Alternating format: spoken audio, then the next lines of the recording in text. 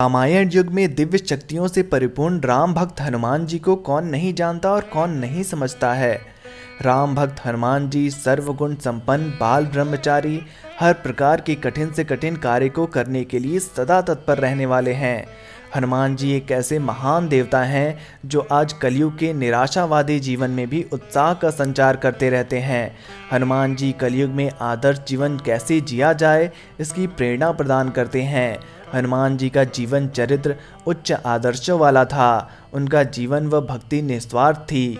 आज हम रामायण के एक प्रसंग से ये समझने का प्रयास करेंगे कि अगर हनुमान जी पर ब्रह्मास्त्र जैसे महाविनाशक अस्त्र का प्रयोग किया जाए तो क्या होगा। ये काल चक्र है। इस काल चक्र में मैं आप सबका अभिनंदन करता हूँ। दोस्तों, YouTube के बेल आइकन को बजाना ना भूलें हमारे लेटेस्ट अपडेट के लिए। माता सीता का अमोघ आशीर्वाद पाकर हनुमान जी को बड़ी प्रसन्नता हुई।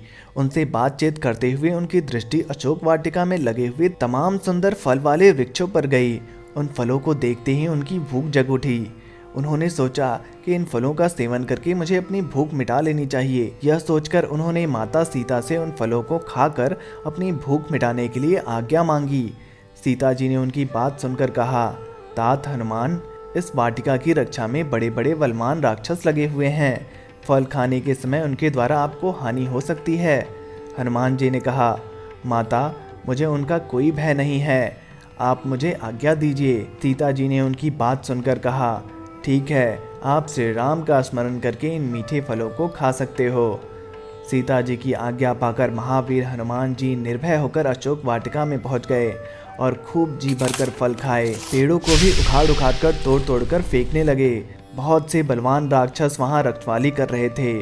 उनमें से कुछ ने हनुमान जी से युद्ध किया और मारे गए और कुछ ने भागकर रावण को बताया कि अशोक वाटिका में एक बहुत बड़ा बंदर आ गया है।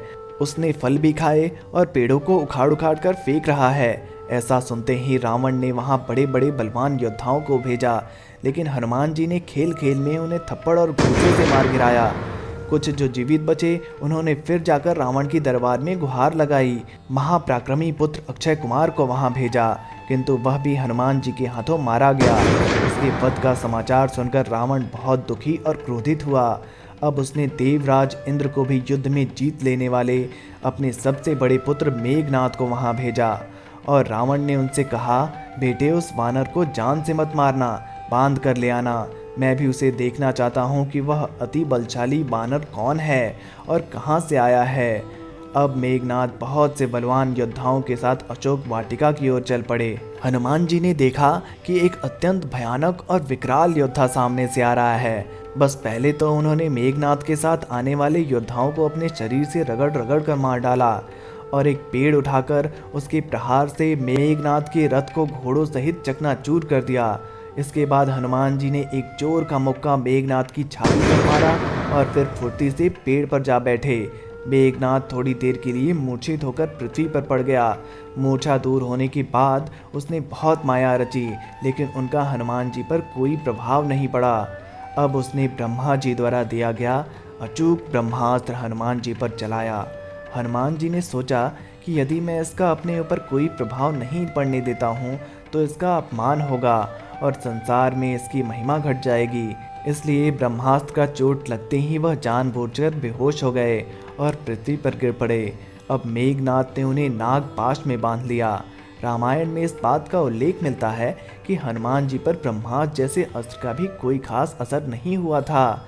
दोस्तों, अब आपको हनुमान जी की शक्तियों का इस प्रसंग के माध्यम से अंदाजा लग गया होगा। ब्रह्मास्त्र और महाबली हनुमान जी से जुड़ा ये रोचक प्रसंग आपको कैसा लगा, हमें कमेंट बॉक्स में ज़रूर बताएं। वीडियो पसंद आई है तो वीडियो को लाइक और शेयर ज़रूर करें। धन्यवाद।